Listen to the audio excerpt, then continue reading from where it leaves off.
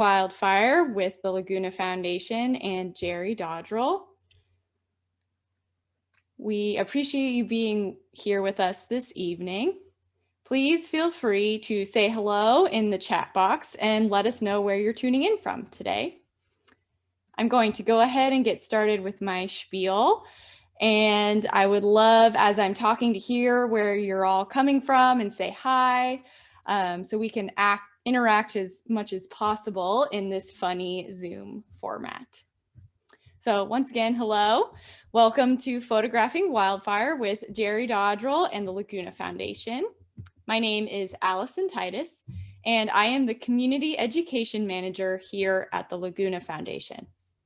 I will introduce the Laguna Foundation and then give you some housekeeping notes to get started before I introduce our wonderful speaker here with us tonight. The Laguna Foundation is a nonprofit organization based in Santa Rosa that works to restore, conserve, and inspire appreciation for the Laguna de Santa Rosa wetlands. There are a lot of ways to describe the Laguna and our work that we do for it. The Laguna is a wetland complex and a 22-mile-long waterway, as well as an entire watershed. It's a lot of W's. But if you live in Cotati, Rohnert Park, Santa Rosa, or Windsor, you live within the Laguna watershed. Looks like we've got some folks in the audience that live within the Laguna watersheds. Santa Rosa, I'm seeing. Yep, lots of Santa Rosa, Sebastopol. Great, thanks for being here. The Laguna de Santa Rosa faces important issues that drive our restoration, conservation, and education work of today. In more modern history, it's gone from being described as devoid of life in the 1970s to being designated as a wetland of international importance in 2011 because of the incredible biodiversity found here, especially the migrating birds along the Pacific Flyway and the endangered species found in our vernal pool ecosystems in the Laguna. But even with that designation, there is still a lot of work to be done, and that's where we come in.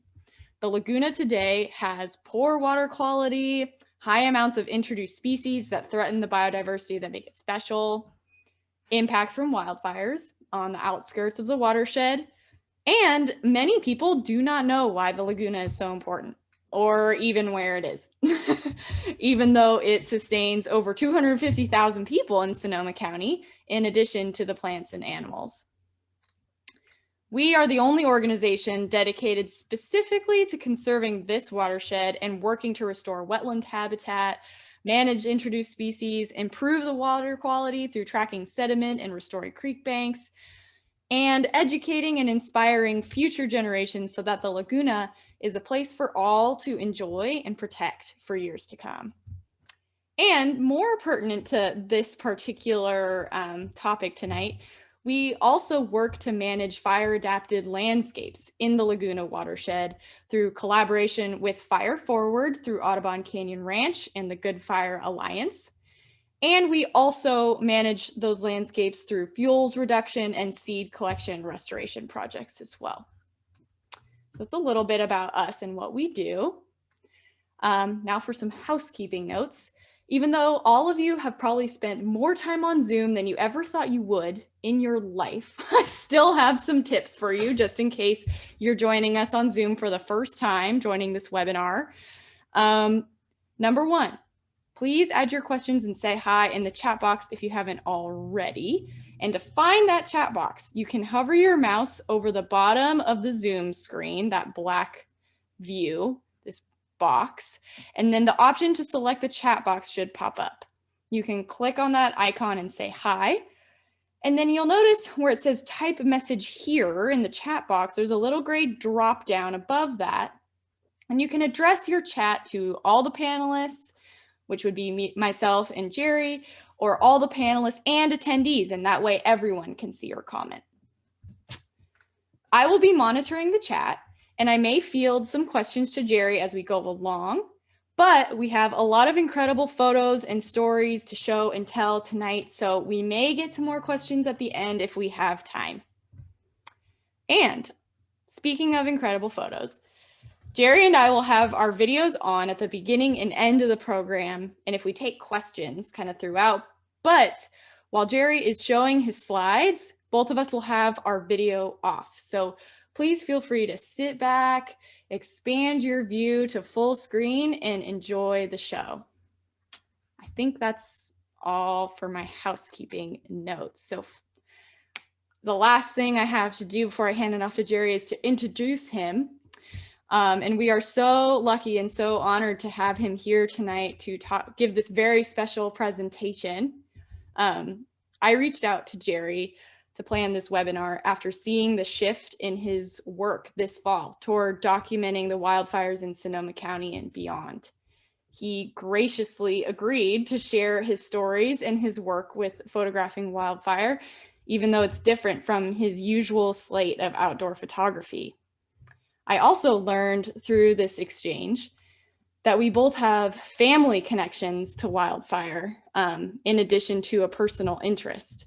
Both my mom and dad were career wildland firefighters with the U.S. Forest Service, while Jerry himself worked on a hand crew with the U.S. Forest Service, and his brother now works for CAL FIRE. So we both share a special interest and a personal connection to this powerful natural phenomenon. I should also note that we both have in common that we are not fire ecologists, nor fuel specialists, nor climate change scientists. We are here to share stories, observations, and reflections.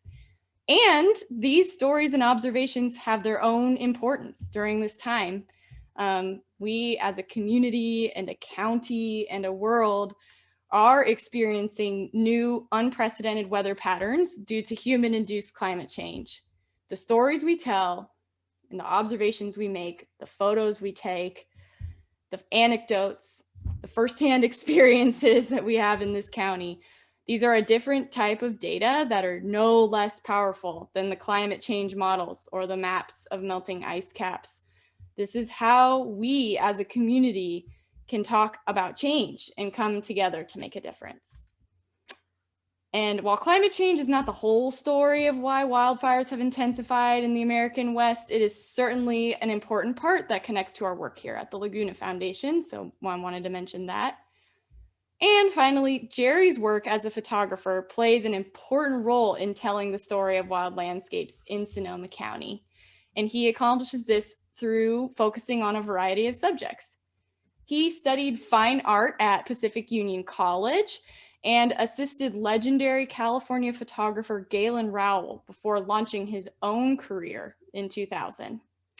Jerry's images have been widely published in books and magazines, and as a climber, he scaled most of the major walls in Yosemite and traveled extensively. He usually leads photography workshops and expeditions for Visionary Wild in non-COVID times, sharing what he calls a story-forward approach to image making. And he's also a very involved community member. He was co-founder of the Santa Rosa-based camera bag company, Mindshift Gear, and is on the boards of both the BRAD Foundation and Rock Ice and Mountain Club. And he lives and works from his studio in Bodega. So, Jerry, we are so honored and truly lucky to have you here tonight to share about your work and experiences photographing wildfire through your career and especially recently. So thank you for supporting our work that we do at the Laguna Foundation and being here with us tonight.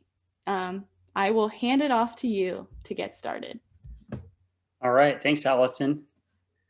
Can you hear me okay? Sound great. All right, cool. Well, it's a real pleasure. It's been fun working with the Laguna Foundation over a number of years. And one of the things that really attracts me to the work you guys are doing is the work you're doing with children. It's so important to bring our youth into the conversation about our climate and environment and to make nature just part of the everyday ritual of their lives. To me, that's played out in the way of recreation. I really feel like having fun in nature is the most important thing. If you're not having fun out there, you're probably not going to create the connections that you need to create a group of people that are going to fight to protect the environment for the next generation. So it's really important. I appreciate the work that you guys do in that relationship. I'm going to dive right into the program. I've got a lot of images I want to share with you guys and stories. It's been a really wild fire season out here. I should be straight up front. Like, I'm not a fire photographer. There are a lot of people that specialize in chasing wildfires all over the country, and especially around the West these days. And California, of course, is a hotbed for that. It's been kind of a unique experience. In this case, I live in Western Sonoma County, and in the last 3 years, the wildfires have simply come to us. So I have not been going out and seeking out to be a photographer that's trying to look for all this natural disaster and stuff. More so, I just really look at it as part of a natural process, a transformation of the landscape that's happening right before our eyes that's very necessary. So we'll get started here. This slideshow is going to begin what was a definitive begin of fire season this year. Let's see, when was it? It was August 16 of this year. I'm going to go ahead and stop my video here, and we'll hit the beginning. On August 16 of this year, I woke up at 4:30 in the morning out here in Bodega, where I live, not Bodega Bay, just a little town of Bodega. And what you're seeing on your screen is many, many lightning strikes that were happening. On that night, there was a tropical storm that was coming up from the Pacific, as well as a hot inland high pressure system that converged over the Bay Area. And over the course of that night, as many of you probably experienced, if you're in this area, we had close to 12,000 lightning strikes across California. I believe there were 2,500 lightning strikes here in the Bay Area.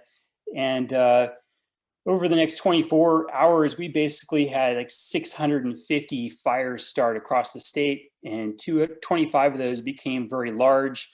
Some of them became very large right here in our immediate backyard. It was really insane. I spent some time growing up in the Midwest, and I've never seen a lightning storm in California that was even anywhere close to what happened. So when I woke up that morning, I didn't just look out my front door and pull out my camera and take a picture.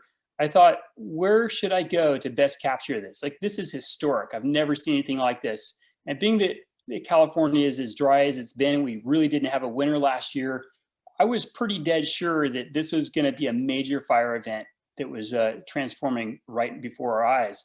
And so I looked around out the window, and I saw lightning to the north, the south, the east, and the west. And I decided to go to the place where I could see in every direction, which is about 10, 15 minutes from me. I drove out to Bodega Head, which is on the Sonoma coast at Bodega Bay. And it was a tremendous experience. I got out there about 5 o'clock in the morning, and it was pitch black except for the punctuations of lightning that was striking all around me in every direction. And I was trying to figure out how to shoot it. Like, a lot of it was way off in the distance. I was trying different techniques. I got a lot of blurry pictures, but it just kept moving until I could find a spot, and ultimately ended up at the very edge of Bodega Head to the southern part. So this picture was probably the one picture that I was happy with from that evening, that was actually sharp and in focus and all the things. You know, as you're working in those conditions, it's not super easy to just get sharp pictures. And I'm right on the edge of the cliff out there. Strangely, there was other things going on that morning. My birthday was coming up.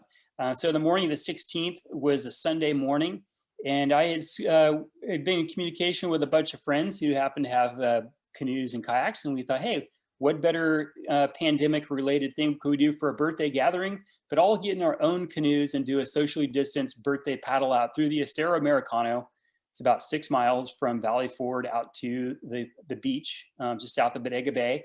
And so I had about 30 different friends who were going to all come out and stagger our start times and put in the water, go paddling.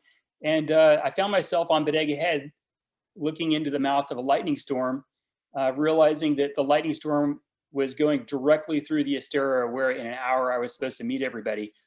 And so my text message went something like this: guys, it's completely reasonable to bail on paddling this morning. There's a major lightning storm, thunderstorm moving through the area as I speak. I'm at Bodega Head. I thought that everybody would just cancel. We should cancel the whole event. Instead, the response was, would it be reasonable to not bail? Well, after about 20 minutes, half an hour, the main thrust of this lightning pretty much passed. And so I drove over to Valley Forge, hitched up the boat, and next thing you know, about half the group, 15 of us or so, all got into our canoes. And while this storm was still blowing overhead, and it was a little bit sketchy, I'll be honest, we made our way out through the Estero, and we had a fun time. There's very light winds. It rained off and on through the whole thing, but there were a couple of moments where I looked over and my girlfriend's hair was starting to stand up on end, and other people's hair was standing up on end, and the lightning storm was crackling overhead. And we realized there wasn't really a good place to get out of the water where we were. So we just kept going. And well, it worked out. It turned out to be a spectacular day. But we were all very aware that everything that we were experiencing was about to change. One of the guys on the trip was the senior environmental scientist for the California State Parks out here on the coast. And he ended up spending the next month or so fighting fires and dealing with fire management within the parks. So it turned to be a pretty dramatic shift of things, and California changed dramatically. This lightning storm ended up causing about 2 million acres, close to 2 million acres in damage, which is bigger than any previous fire season in California, which had only reached about 1 million acres. And by the time it was all said and done with other fire incidents, we reached about 4.2 million acres of land burned, which is about 5 times the previous record ever burned. So this is the story of that.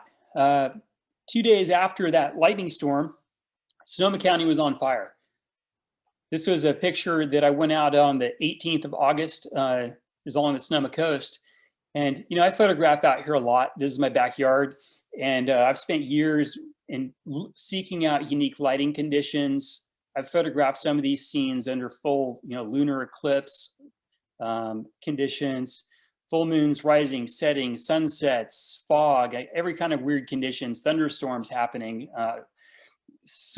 king tides, but I'd never seen anything like what transpired on the evening of August 18. And what you're looking at is you're looking up the coast north of Jenner to the Meyers Fire, which was a little over 2,000 acres. It wasn't a huge fire in the scope of all the other fires burning, but it was unique in that it was right on the coast. And over the course of that evening, I photographed through that sunset and then moved a little further up to the north. And this is a place again that I've photographed many, many times from here. And this is along Goat Rock Road, looking north. You can actually see Goat Rock there as the island in the foreground. But you're looking along I call the Sonoma Coast Highlands up there, or some people call it Sonoma's Lost Coast. But up at the top is Myers Grade Road. Highway 1 cuts right through what is that burn area. And, it happened to correspond. I was out there at one of my favorite times of day, which is right at dusk. And so I could see the blue of the evening light as well as the fire illuminating. I drove up to the spot because I realized that from where I was previously, the reflection would be blocked. And I wanted to see the light of the fire reflecting across the water as the tonal values shifted from being a bright sky to a bright fire. And so there's a key moment of time there where you can get these values to all balance and turn into a really nice photograph. The wind was absolutely howling, and as I stood out there were embers dropping on me of burning leaves and pieces of buckeye trees and various things. The fire was burning down the slope. And over the course of a couple hours walking around out there, watched the fire burn from the top of Myers Grade all the way down to the water line where it ran out of fuel. I never could have conceived of this type of a picture in this location, having seen all the other bizarre things I've seen out there, which have been incredible. This is a more telephoto scene looking down into the same picture. And I was having a tremendous hard time keeping pictures sharp. The wind was absolutely howling out there. And so I got a lot of blurry pictures. A few of them are pretty sharp and sharp enough for making some fine art prints or something. But I just really wanted to document the scene, but also just to experience it. And foremost, I wanted to stay out of harm's way. Highway 1 had been closed at this point, and so I just hunkered back and shot with a longer telephoto lens. And honestly, I feel like the pictures are probably better showing the bigger perspective from being more distanced. One of the things I realized was walking out in that zone is that there was a little bit of a red tide that day that I had seen earlier. And the red tide does something fascinating, which it tends to give us the what's called the bioluminescence. There's a dinoflagellate plankton that is in the water during a red tide. And I photographed the bioluminescence after sunset here multiple times in this area. And here I was up there on top of the peaked hill. And all of a sudden it just occurred to me, red tide, fire, would it be possible to get the bioluminescence and the fire all in the same picture? So I went hiking down the hill. I was in my pair of sandals. I probably should have had better shoes on, but went all the way down to the cliff edge. And boy, it was hard shooting, but I could definitely see the bioluminescence by about an hour, hour and a half after sunset. And so this was my best attempt at that. The picture isn't as sharp as I was hoping, but it's like, what a unique opportunity to see the awesome power of nature right before our eyes. You know, to see lightning cause wildfire burning to the ocean with bioluminescence. My mind was fairly blown just to experience and see it for myself than to just make a meager attempt at trying to make a photograph.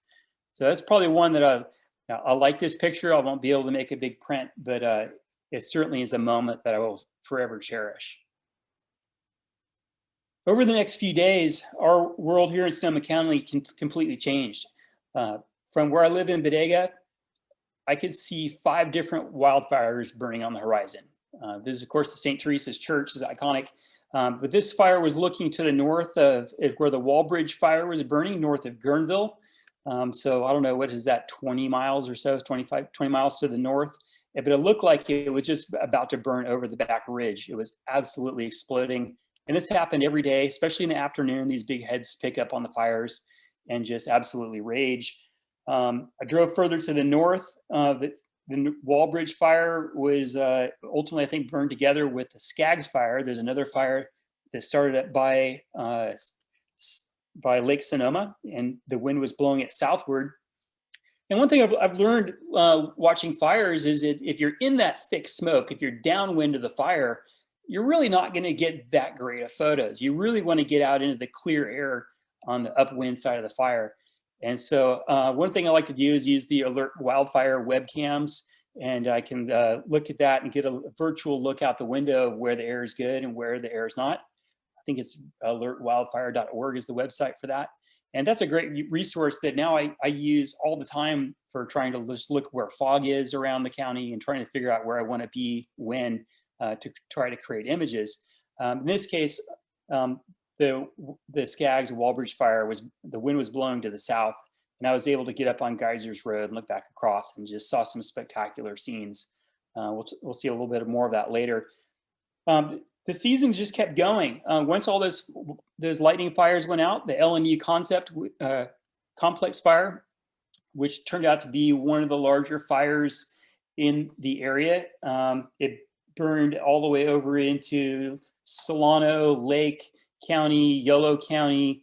It became absolutely massive. It burned 363,220 acres. It's just incredible. Burned all the way down across Highway 80 in Vallejo, all around Lake Berryessa. And it was crazy how much smoke we had. And honestly, right now we've got some rains, and it feels really amazing to have clean, clear air with no smoke in it. But after all those lightning fires died down, we had another wind event. And in that wind event, the glass fire started over near Calistoga, and the mountains to the east of Napa Valley started on fire. And on the night of September 27th, the strong winds blew a ember across Napa Valley and started a spot fire.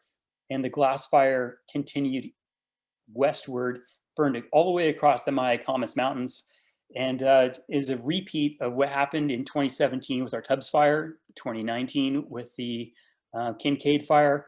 We had fire burning east to west over the mountains down, this time right into Santa Rosa. And so I went up with a documentary film crew, Sasha Burrows and Tim Terry. We were working on a project, and we went up to Fountain Grove at first, and this is from there. You're looking through a screen of trees that were burned during the Tubbs fire in 2017, when thousands of houses were burned in the middle of the night as that fire burned over the mountains, just devastating our community. Later that morning, we went down into Skyhawk community and photographed the devastation there. So it was just absolutely horrendous what we were seeing. And we'll see a little bit more of this footage later in the slideshow. Is it sort of an afterthought to that? At the end of that fire, the fire burned to the north into from Calistoga. And this is into some massive flame lengths happening in the Palisades. The Palisades district is, runs above Calistoga, St. Helena, and it runs north towards one of my favorite places, Mount St. Helena, where ultimately, if you stay tuned, we'll see an amazing air show of CAL FIRE doing what it does, bring out the heavy guns and trying to protect our communities. So just as a recap of what just happened, what you're seeing here is a fire map of from CalTopo. CalTopo is a great mapping site that I use pretty frequently for various purposes. But you can turn on the fire history.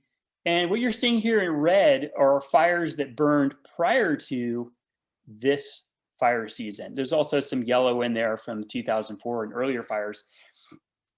But pretty much everything you're seeing in red goes back to the 2015 Rocky Fire up in Lake County, the county fire east side of Lake Berryessa there, and all the 2017 fires, the Atlas Fire, the Tubbs Fire, the Pocket Fire.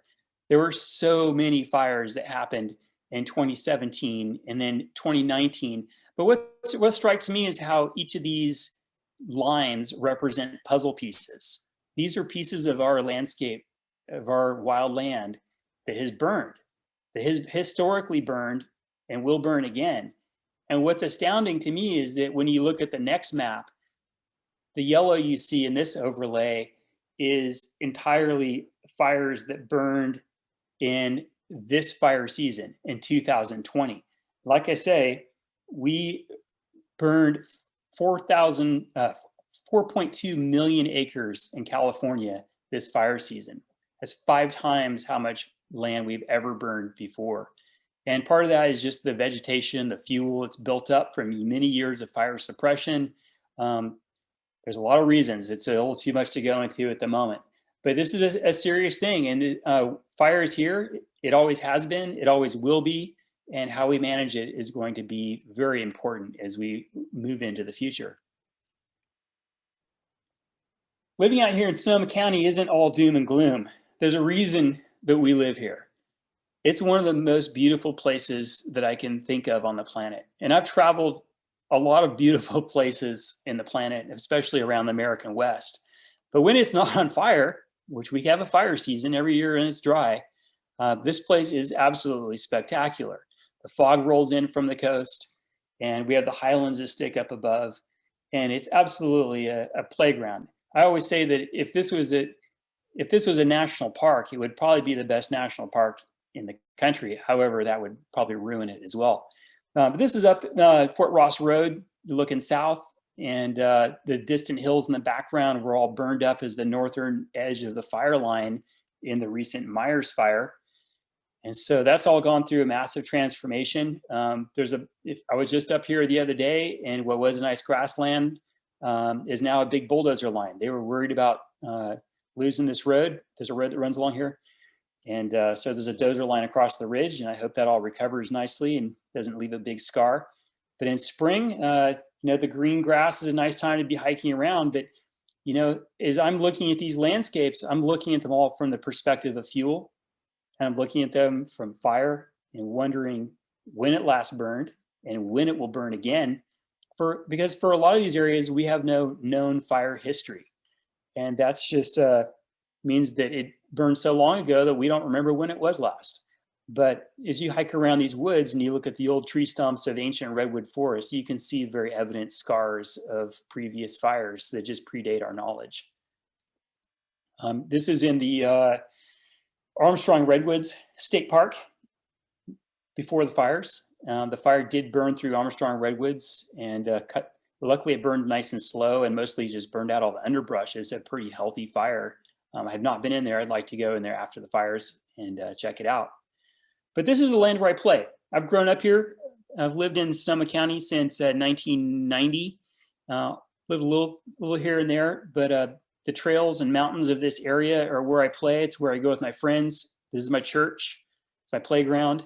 It's my work also. I photograph these things. I've been working as a photographer for a long time now, 20 years, I guess, on my own.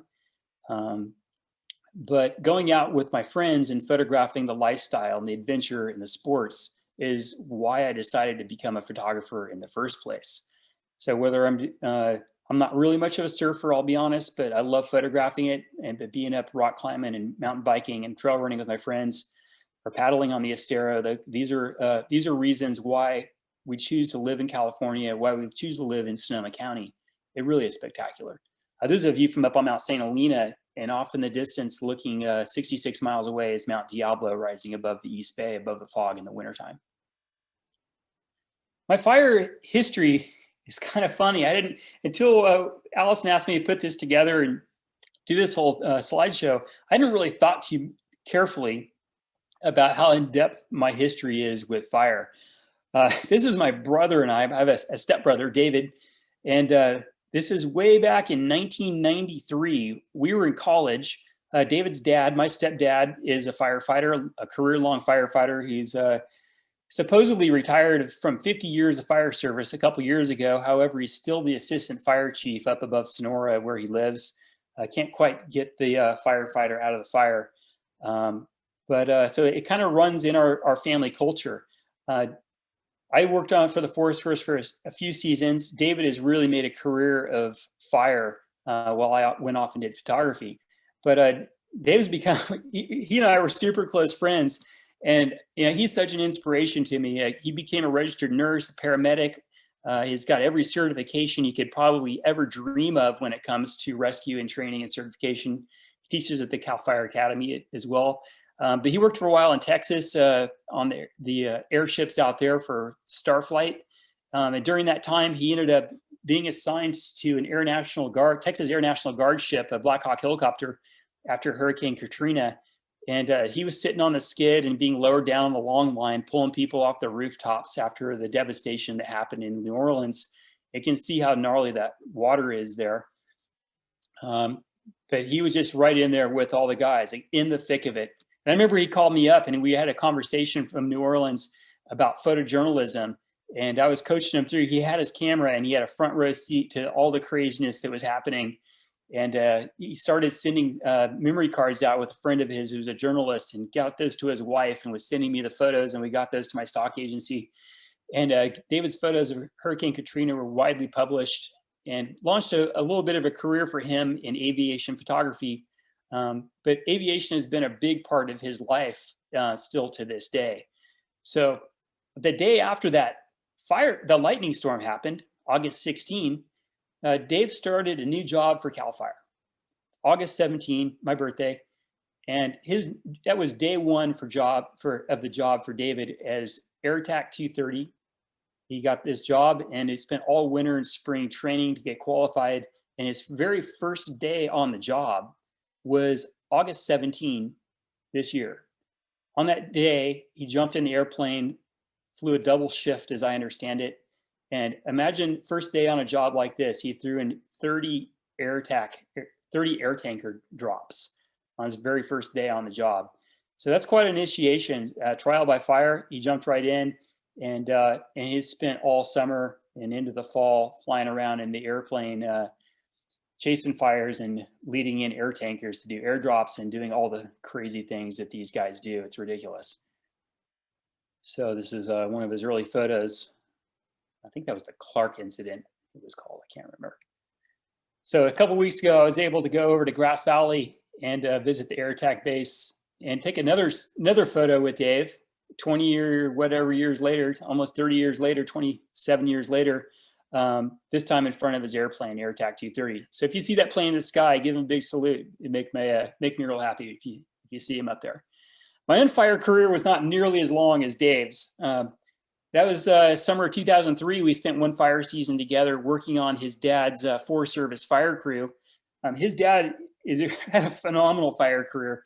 He worked with the Forest Service. He was down in Riverside County, Kern County up in, I believe he started the volunteer fire department in Angwin. When I met him, he was the fire chief up in Boonville in Mendocino County. And he's worked with the Office of Emergency Services, Department of Corrections, like all over the place. But he got me into this, and I ended up working for 3 seasons up in the Stanislaus National Forest.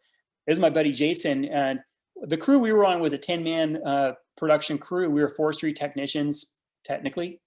And when there was wildfires, we were doing initial attack on wildfires, sort of as a small hotshot crew. And this was a lightning fire up in the Stanislaus Forest that they flew us into. And Forest Service fights fire really different than CAL FIRE. And that was kind of interesting up there. The response areas are very different. CAL FIRE has a lot of people, a lot of houses living in their area, and they need to put those fires out and not burn houses down. And the Forest Service wanted to manage the forest a little bit more and let fires burn. And so it was really interesting seeing these different approaches to fire management and forest management from different agencies. But this is a great experience. Another cool thing with Forest Service is they have a huge response area that's all across the United States.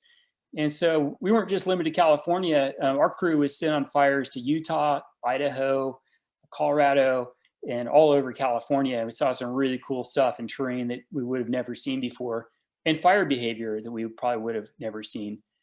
I was on a pretty fun crew, guys, pretty tough bunch of guys. Dare I call us all rednecks. We had a good time out of the Calaveras district. When we weren't fighting fires, we were working for silviculture, basically going in after the loggers had cut trees down in the forest. And our job was to thin and clear the forest of all the trees that were aggregates. Turns out when you cut a bunch of trees down, new vegetation grows. And the forests up there were really overgrown with aggregates of small trees that needed to be thinned out and cleared. Ultimately, I ended up quitting this job and going back to college and finishing my degree. There was a dramatic moment where the guy in the back of this picture holding a chainsaw decided to walk up in the forest and to cut down a 90-foot tall tree blind through the forest, and I happened to be up there. And so it hit me in the head and did a little bit of damage, didn't hurt me too bad. But I decided to go back to school, and that decision and that incident ended up being kind of an affirmative one. Very shortly after, I found out that I had won a photo contest that was, the head judge was this guy, Galen Rao. Galen was one of my lifetime growing up heroes. He'd a mountaineer who'd been on every expedition I could think of in the Himalayas, the Andes, all over the world, photographing for National Geographic and doing conservation stories for them. I ended up working for Galen for 4 years, straight out of college, and he is a mentor and just an absolute inspiration in so many ways. I can't even talk about it right now. It's just too much. But he really set the course for my life. And in 2000, I set off on my own to be a photographer and run my own career. And that's what that's looked like, is doing commercial work. Had a fine art gallery for a while, selling fine art prints. But also I've been working with my friend Justin Black, who we met through Galen. He has a company called Visionary Wild, and we run photography workshops all around the world, and especially the Western U.S. But it's allowed me to really see some interesting things, and the whole conversation of climate change is pretty real. We were in Greenland last September, a year ago, September, watching forest fire smoke across the Arctic Ocean while we're photographing icebergs melting before our eyes. So it's pretty visceral what you get to see when you go to these places. So this is what I have really done with my career, is to try to be out and share these experiences in wild zones. But wildfire keeps coming back. In 2017, wildfire came right over the ridge into Santa Rosa. It affected me directly. People looked at my photos on my comments on Instagram as I'm sharing photos and stuff. And somebody recently said, Jerry, your posts, your photos are so personal. I hadn't really thought of it that way before. I feel like I'm just kind of experiencing and seeing it. I'm really engaged by it. I'm interested in it. But I realized it is very personal. In 2017, the Tubbs Fire burned from Calistoga over the top of the mountains and burned right through Coffey Park. Thousands of homes were taken out that night, including my friend Jeremiah's house. We had the opportunity to go in there the very next day after it burned down and sift through the ashes of his home. We were pulling his climbing gear out of the ashes while they were still hot. We couldn't even touch them. They were still hot, so hot still. And it was insane to be in this environment. And this isn't a wildland urban interface zone that we think about up in the Sierra foothills somewhere. This is a subdivision in Santa Rosa, downtown, like in the city. You wouldn't think this would be a place where you could lose an entire community, and yet it happened. And it has happened again in Paradise. That's more of the interface zone than this was, but it's been just absolutely outrageous what's happened. But there were some things that came up as I started photographing the ruins of his house and walking where previously there were fences and trees where they were hiding things in people's backyards. And there's a little Buddha that was in his bird bath. His neighbor had Kuan Yin standing in the corner where previously there had been the fences of 4 yards. And another neighbor had the cherub of an angel in their bird bath in the backyard. And I really realized that, fire doesn't discriminate. It's nonpartisan. It doesn't care how much money you make or how little money you make or what religion or what faith you have or what you believe. It affects all of us. And it levels the playing field. So this is a concern that all of us have, that we all need to be concerned about. And, it just shows that we're all more similar than we are different. On that same fire sequence during the Tubbs fire, I felt drawn to go down to Santa Rosa to fire camp. And this is perhaps something that was because I had spent so much time in working fire camps previously and going to small towns where they took care of us. And all those small towns, people come out and they were super stoked. And I started photographing the fire truck doors and got like over 300, 400 different fire departments from around the country, around the Western states. And we turned all those photos into a poster, a mutual aid poster, and sold a bunch of these posters. I still have some available. You can find them on my website if you're interested. But it's just as a token of gratitude to all those individuals and all those communities that show up in the time of need when we all need it. But I digress. The 2020 fire season has been crazy. We'll share some more photos here. The Walbridge fire continued to burn. It was moving to the east and to the south. So I just started photographing from my community, going to places where I've photographed before, looking at compositions that I've seen before, but having the opportunity to see them in very different conditions. I realized that in 2020, the way our community reacts to wildfire is really different than it was in 2017. We're much more hardened to it. We don't just go hide in our houses because there's an evacuation warning. We fire up the Harleys and go for a ride and check it out. It's something that's just, I think we're learning to deal with, and we need to come to deal with it responsibly, of course. This was looking down at the Skaggs fire to the right. You can see where it's burning towards Lake Sonoma, from Lake Sonoma moving southward. Just an absolutely outrageously huge fire that was burning through the community. And revisiting a composition that I had made in fall colors previously, but never thought I would go back in Alexander Valley and see it with the smoke of yet another forest fire. This area was devastated in 2019 by the Kincaid fire. Ended up from the geysers looking across as just one air tanker after the next came in and was laying down retardant to try to stop the fire from hitting our communities. But the aviation part of fire has become really interesting to me, partly just because there's a lot of it around here. We have an air attack base in Santa Rosa, and also because of my brother, and he's up there in these planes. And so I spent a lot of time this year going out and trying to photograph the airplanes. This is down the end of the runway at Santa Rosa, and it's a nice spot where you can see the airplanes taking off and landing. It's not a great view. It's not a really pretty scene, but you do get a good angle on the airplanes. They come right up over your head. This Tanker 85 is 85 and 86 are based out of Santa Rosa, the Sonoma Air Attack Base. And so yeah, you can drive right down there by the airport and check it out. Previous to this year, before the COVID-19 hit, you could just walk up to the viewing area and look over the fence and start taking pictures of airplanes. But this year that's all has been closed off. But there are other angles where you can go and see the planes. I'm always just trying to tell the stories and try to make these personal scenes. I want to not just see the airplane, but I love this, being able to see the pilot looking through the plane. Which has been fun, because getting to know some of the pilots a little bit through some connections has been neat. But also just like I'm very intrigued by the process. Like, how does this work? And the camera is something that I use to try to help myself understand what I'm seeing. And so it's a way of visual exploration. And once you really get to know these subjects, it kind of transforms from exploration to visual expression, which is something that I try to find where it's not just a documentary. It's I want to find images that express how I feel about the scenes.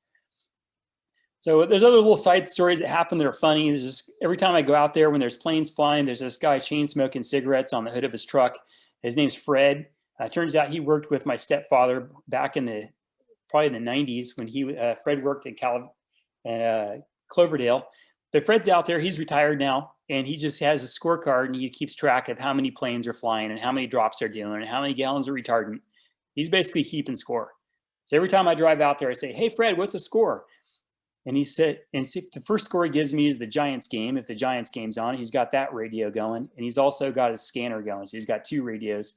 And he gives me the score for the Giants game, and he gives me the score for the air tankers for the day, which was, every time I talked to him, it seemed to be a new record. I think 125,000 gallons was dumped out of Santa Rosa one day. And that doesn't count for all the tankers that are flying out of McClellan Airfield in Sacramento, the larger air tankers they're flying from over there. So he's a real character and he's a cool dude. But it's fun going down there and you realize that there's a culture of people that are following retired firefighters, as well as active firefighters that are paying attention to this stuff. And, you know, it really matters how this affects our lives. I've managed to get some pretty nice images down there when the sun sets across the tarmac as the planes are taking off for one last drop at the end of the day. And favorite story there is I'm leaning against Fred's truck talking to him, and I see this lady waving her flag. I'm like, what's her deal, Fred? He says, I have no idea. So I went over and talked to her, and turns out she's over there waving her flag and pumping her fists and cheering for every plane that takes off and lands, because her husband, Mac, had been an engineer for CAL FIRE who had expanded the operation of that airbase.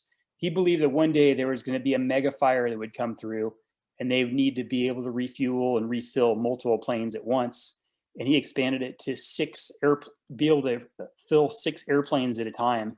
And she said that he had died 6 months ago and he never saw that airbase at full capacity. And here it was during the Tubbs fire, using all the capacity that he had the vision to build for our community. I thought that was a really cool story.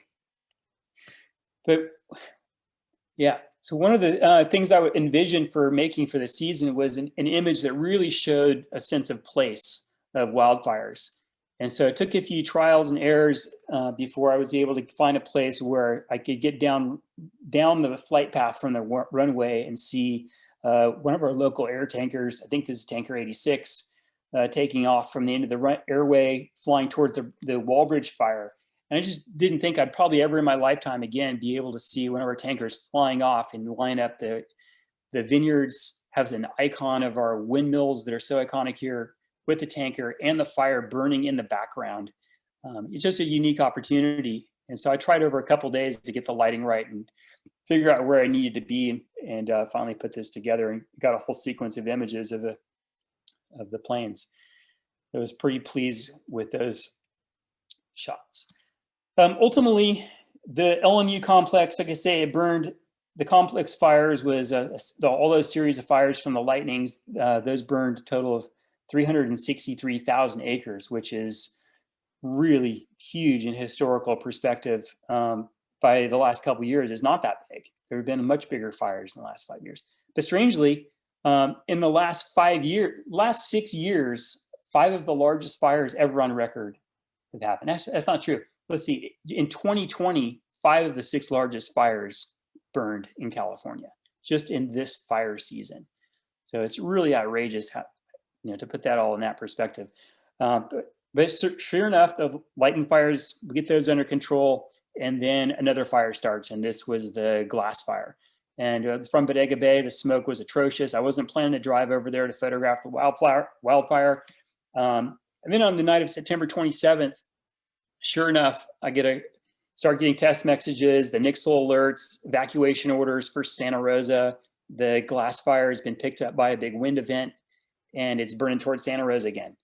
And so this fire was burned up towards Rincon Valley. Now, 9:30 at night, I'm talking to my friend Sashua film crew. They're going out and they're working on a documentary film for our friends' foundation, the Volunteer Firefighters Foundation. And they're trying to support all the smaller volunteer fire departments that are doing amazing work for our communities. You check out them and support that organization. But here is we're trying to document for them. We're watched as the glass fire burns over the hill from Calistoga towards Rincon Valley, and we watched as all the power went out and people were just packing up all their stuff and evacuating. It was get out now. And fire was kind of burned to the south. Here you can see the power went out. A spot fire starts, a real bright spot fire. And that spot fire got pretty big and started burning back up the hill. I went to the car and got my longer telephoto lens and was just amazed by the ring of fire that was visible here. But you can also see the foreground, there's a massive traffic jam as everybody who's trying to evacuate is stuck in traffic. And so just miles of cars through Santa Rosa as everyone's fleeing the area as the fire is coming towards them. And the fire is just spot firing in front of itself, just jumping a mile at a time down over the mountains. So I think here I have a sequence you can see of that spot fire. And if you look to the right, there was a fire crew right on the edge of the houses and they lit off a backfire. And that backfire along the edge of the fire perimeter was able to stop this spot fire from burning right into the homes and burning who knows how many dozens, if not more, homes to the ground right there. So that was a huge win. Those guys are, I got to call them heroes. I mean, it's epic. Just it happens so fast, and they just spot fire pops up, light the drip torch, and they just went out there and lit that thing off and saved all those homes. And then the fire just starts burning uphill, and it's burning back towards the main fire here as the main fire is burning down the canyon from above. And ultimately, now those two fires merge together and just starts burning across the hillside, and all that wildland burns. Even as people are still evacuating in the foreground, you still see the line of cars. And this went on for an hour, probably hour and a half of traffic jam that was going on out there. Most of the thrust of the fire that night burned south. Ultimately, we packed up our stuff. We were shooting some time-lapse footage and stuff up there. Sasha got some amazing footage. And we drove down to meet another part of our crew and some other firefighters that we were trying to tie in with over in Adobe and Melita. And we ended up going right into Skyhawk. And, you know, in 2019, when the Kincaid fire burned over the ridge, we had a lot of firefighters because there weren't a lot of other agencies, a lot of other fires happening at that time. But due to all the fires in California, we were completely strapped for resources when this fire hit. And so it was just chasing the fire, trying to keep up with it. And these fires were burning houses down like crazy. It's actually amazing to me that more homes didn't burn. But it was a pretty crazy firefight. We looked over there, and there were a lot of fire equipment in there and hoses spraying in the air. There were a lot of other journalists and news crews, and we decided to just stay back and out of the way and shoot with longer lenses. But we watched all these houses burn down. It was pretty crazy. You know, I just feel like, you know, I'm not a seasoned fire photographer, and they're journalists. I wanted to bring up Kent Porter from the Santa Rosa Press-Democrat. Kent spent this whole fire season, he spent 10 months chasing fire this year. And look up Kent Porter's photography. It's phenomenal. And he is the guy. You know, he deserves the Pulitzer Prize that he's already won. And you know, I don't want to be in there in harm's way at the elbows of the firefighters too much. We did end up getting pretty close into a couple of situations and got some nice photos here. But I really wanted to stay back and come.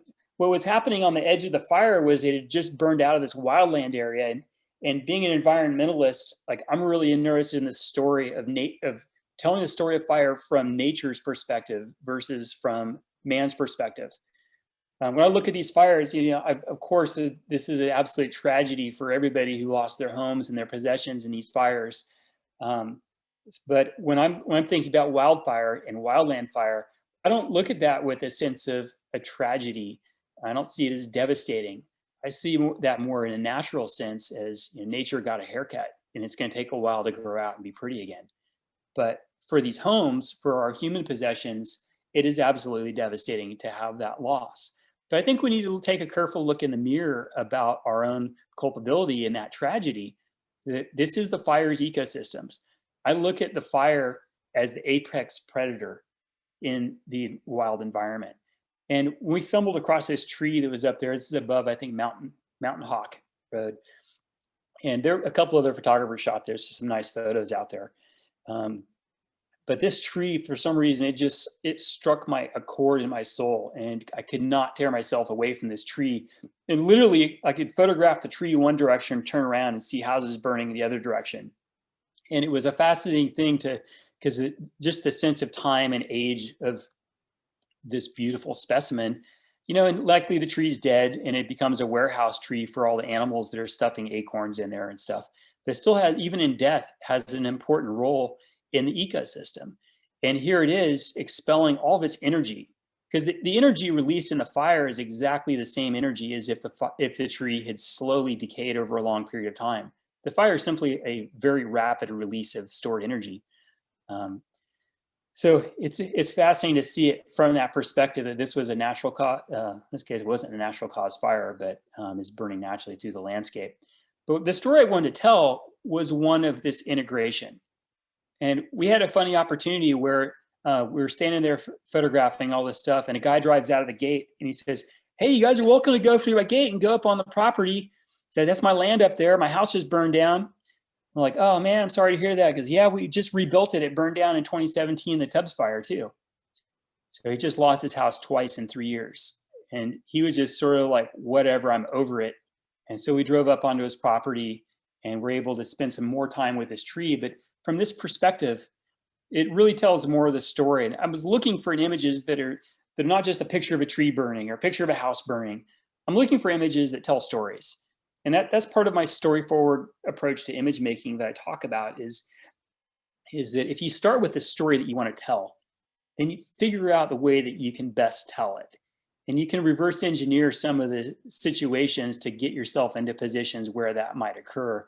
And this is one that just happened, the pursuit of that. And we drove up onto this property. And to me, it's just like, it really speaks to the struggle we have as we're building our homes in the habitat where fire burns. This is the wildland urban interface zone at the interface. Literally there's a fence, and one side of the fence just drops into Skyhawk community and suburbia of Santa Rosa. And on the other side of the fence is still cow pastures, and it's wild nature burning all the way up into the mountains. It's outrageous.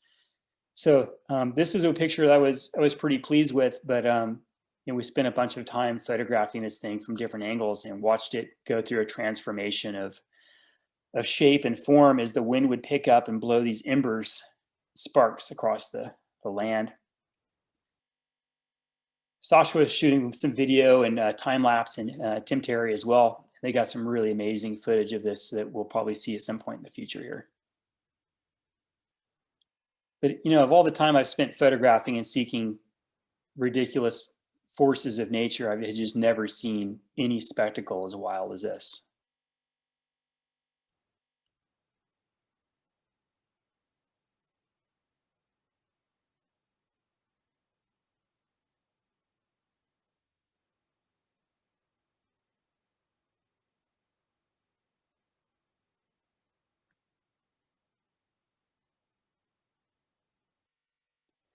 I think it was after 2 o'clock in the morning that we, actually it was after 4 o'clock in the morning, we left that tree, and we ended up photographing all night that night. Went into the Melita area. The fire was burning through a series of fields and homes over there. There's a picture Sasha snapped of me out there as the fire was creeping, just chewing through some grassland at a real slow rate of spread. And then the wind picked up, and all of a sudden there's spot fires happening everywhere again. And we were just walking through here, and an ember landed, and instantly a spot fire just started right in front of our eyes and burned into the next spot fire. And they all just were burning together, one spot after the next after the next. And all the fire trucks were racing in right then. And we just went in them. And in this community, there's all these old wood fences. And they were just going house to house, just kicking in the fences and walking into the backyard, bringing in the hose lays and putting out the fences. And it was really apparent to me, as much as we love a fence and privacy in our backyards, you got to think of these nice dry wood fences as fuses that burn from one house to the next. And when I was growing up as a kid, I remember living in Kansas for a while, and it was chain link fences. That would never would have happened, you know, in this situation. But it's something to think about. Like if you're making your home fire safe, is this a good idea to have these wood fences all around us that are just going to burn from one house to the next? But making your home fire safe is, you know, is that even relevant? I think you need to do it, absolutely. But we were just watching for the orange glow in the sky and turned around and looked, and a couple blocks back in the suburbs, there's one house that for some reason that one house lit on fire because of all the embers. And we went in there, and the firefighters are trying really hard to put this one house out so that it wouldn't light all the other houses on fire around it. So there's a lot of photos here, and I could tell stories all night. I'm going to jump forward a little bit to Mount St. Helena. This was a little bit after that, and this was on I think the 30th September. Watched as the fire burned again towards my favorite mountain, Mount St. Helena, where I've been rock climbing since 1990, and fire was burning through all the wildland habitat up there. This is where I got to witness a hell of an air show. And I had heard on the scanner earlier that they heard the call for resources. They were sending the VLATs, the very large air tankers. And so I figured out how I could get over there by roads that were open, and got myself in a place. I've talking to a battalion chief to know I was in a good location. And sure enough, I got a text from Dave, and I was texting him early, hey, let me know when you guys are flying, because he thought he would get to fly on this fire. Turns out he didn't. But this is the type of aircraft. It's the OV-10 Bronco. It's the spotter plane that guides in all the other tankers, and was up there in a prime position right along Highway 29, watching the Bronco do its work. Here blowing some smoke where the air tankers are going to drop. So the tankers come in right behind. And boy, I tell you, I was pretty close. This is a DC-10 that flew right over my head. And if you've ever seen one of these planes drop, it's pretty incredible. They've got a belly tank on the bottom. And here you can see the Bronco guiding the DC-10 to where it wants to drop the retardant. And they just come ripping down. This was above the Lolly Toll Road. The bulldozers had spent all night putting in a dozer line, and the tankers are going in to reinforce it to try to hold that line. And man, it's pretty incredible when you got a 747. That's a huge aircraft. It's the largest air tanker in the world. And it's based out of, these big ones are based out of McClellan Air Force, former McClellan Air Force Base in Sacramento. And so he was flying over with thousands of gallons of retardant just dropping right over my head. I was just out of the line of the fire. And we also had the C-130s from the Air Force. But those Broncos are a really cool plane. And, you know, it's a delight to watch those things fly. Here's a sequence of Jerome. This is Tanker 85 out of Santa Rosa. He came in following the Bronco on a drop that was pretty close to me. But it was just so cool to see the sequence. I just sent all these photos off to Jerome, and he was tickled to receive them, to get to see himself in action.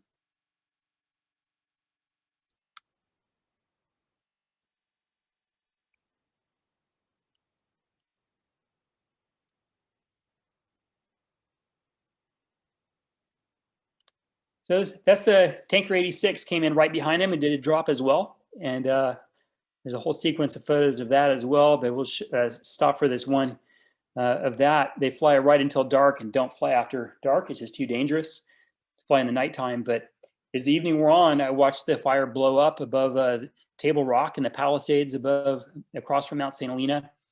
Another DC-10 drop, and then it gets dark. And this is looking back across the valley from Calistoga. It's the other side of the Grass Fire, over on the Diamond Peak side. This is all the fire that burned across into Santa Rosa. So this area is resilient to fire. Fire is burned here forever.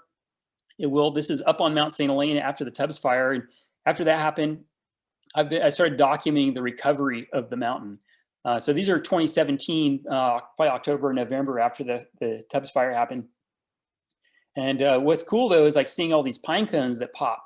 The knob cone pines that are prevalent in the area up here only open after a fire. And so seeing all these pine cones open was a new thing for me. I'd never seen those in 30 years ago in rock climbing on the mountain up there. And here after the fire, all those cones just pop open and they drop their seeds. And there were seeds just blowing around in the wind. And it's been really cool to watch the regeneration. This is the trail that goes to one of our climbing areas up there, the Bear Cliff. And this forest is so wild just to see this is 1 year after the fire, all the vegetation, the manzanita roots were still intact under the ground. They start growing back. 2 years after the fire, all the trees are starting to fall down. A lot of the trail work we've been doing to do the stewardship projects on the mountain has been aimed at, keeping this area safe. And yeah, it's pretty neat. Now in 2020, a lot of those trees have fallen down. The rock itself didn't fare very well. The rock surface was very heavily damaged by the fire, and we ended up taking out a lot of the bolts that are used for protecting rock climbers and replacing those with new bolts. You can see the effect of the spalling here, where the surface is sort of cracked. But today, the Bear Cliff is a very popular cliff again. People are climbing here all the time. The rehabilitation worked, and nature's back at its thing. So yeah, this is rhyme ice. I know we're getting a little short on time. Yeah, so I'm optimistic about nature's resilience. I don't see all the fires as devastation to this environment. This landscape is adapted to fire. Fire needs to burn here for this to continue to be healthy. It's going to be an inconvenience, and I think we need to really adapt our own behavior to accommodate that. And that includes where we choose to build, how we choose to build, the materials we choose as well. But this is a wide panorama that's up on the slopes of Mount St. Helena, wide 180-degree view. And in the last 3 years, everything you can see in this picture has burned. To the left side of the picture, you're looking down the Palisades that just burned in the glass fire. Everything in the foreground burned the Tubbs fire. The middle ground burned during the Kincaid fire in 2019. And then this year, way out in the distance, is where the sun is where the Wall Bridge and Skaggs fires have just burned. So it's just outrageous. This has burned, it's going to burn again, and we just need to be ready and adapted to that. So that's the end of my presentation. I think we have some times for some question answers if there are any. Wow. I know it's weird to finish a presentation on Zoom and it's just silent, so I will clap, and I'm sure our audience is out there clapping as well. The chat is going crazy with a lot of thank yous. There was one question earlier, actually, and I think we have time for answering this one. It was, is it safe to be outside in a lightning storm like the one you were talking about at the beginning? And maybe you can speak to some other safety aspects with these shots. Yeah, I'm not going to pretend it's safe. Going out in a lightning storm and standing on top of the hill with a tripod is not smart at all. I'll be honest. And I was watching the storms, and everything was pretty far out in the distance. When that one storm started getting close, I started getting pretty scared and running. But it was all staying to the east of me. But no, I do not recommend doing that at all. As for the other fires, I think we need to really have a sense of responsibility. It's like I say, I'm not trying to get in there where I don't belong. I'm trying to keep it a far distance and photograph these fires from a distance, and let the real professionals that have the right training, that have fire shelters with them. You need to be prepared, have training, have equipment to get in there and do that. And the public it's closed to the public. You should not be in there doing that stuff. Great. Yes, that is good to know. Thank you. There are some other questions now that have come in. I think we have time for some of these. Are pretty straightforward. What type of camera and equipment do you use to get these shots? It's a great question. I take my phone with me, but I only do little snaps with that. I'm shooting all with Nikon cameras. In those environments, you don't want to be changing lenses out there. So I usually have two cameras, one with a telephoto lens and one with a wide angle lens. And I can pretty much get everything I need with that. But all Nikon professional equipment, you get a lot of blurry pictures, and so you take a lot of pictures. And yeah, all those shots during the night photos and stuff, almost all of those were handheld. I hardly brought the tripod out. It was just too dynamic of a situation to be doing that. So you just turn up the ISO, and there's a lot. I didn't want to really go too much in the technical side of photography. That's a whole rabbit hole, but more focused on the creative side. Yes, thank you for sharing. There is a lot of kudos coming in for your storytelling as well as your images. So Thank you so much for that. Yeah, just a lot of, it's hard to actually sort through the kudos here to find the questions. Well, so that's a great blanket problem to thanks have. everybody. It's really fun to share these stories. Yeah, we really appreciate it. How can people support you or get some of these images if they're interested? I guess that's my last question for you. Okay, well, people can go to my website, jerrydodrill.com. There's a link on there to 2020 fire season. You can look through a lot more photos than what I showed you tonight from the different scenes and locations and things that I've been doing on there, as well as the other trips. I think the shopping cart is on for those, but if there's a picture that strikes you, I encourage people to reach out to me and I'll figure out what size print would work for you and how to get that to you. So just you send me an email through the website there. Also encourage people to follow my Instagram, Dodrill Photo. I'm on Facebook also. Great. I will send you, I will be sure to include the link to your website in a follow-up email, and I will also be sending the recording of this presentation in that email as well, so you will have access to it on Zoom. And with that, I think we will conclude there. You're welcome to share that recording with others. Okay. And all the details will be in that follow-up email, so keep an eye out for that. Jerry, I just wanted to thank you again for being here, for putting this presentation together specifically for us here at the Laguna Foundation. It's really an honor to be able to showcase this work and be able to tell this story. So thank you for lending your time and your effort to us and letting us be a part of your work. We really appreciate it. Oh, it's my pleasure. Thanks for instigating. Yeah, of course. Yeah. And everybody, if you enjoyed this webinar, we have more coming up in December, which you can follow. You can subscribe to our e-news. That's the best way to stay updated. We send an events-only e-newsletter that right now is only online programs. So if you're enjoying all these programs from home, you can sign up for more. There will be more to come starting in 2021. So please stay tuned through our e-newsletter or by following us on Facebook, Instagram, or just checking our website. And thank you all out there in the audience for being here tonight and for supporting our work at the Laguna Foundation. Don't forget that your donation, you being here tonight, for participating in our education programs, that is a huge step towards working to conserve and increase appreciation for the Laguna de Santa Rosa, for the wildlands of Sonoma County that Jerry highlighted in his presentation. So thank you for your investment and for being here with us tonight to share these stories and reflect on a very long feeling and very record-breaking fire season. So thank you all, and I hope to see you at another program in the future. And thank you, Jerry, once again for being You're here welcome. with And us. Allison, if I could just add, if people have enjoyed the program and you want to support the Laguna Foundation, I encourage everybody to make a donation to help them out. It really your dollars go a long way when you help this foundation. I really appreciate it. Thank you, Jerry. Yeah, we appreciate that.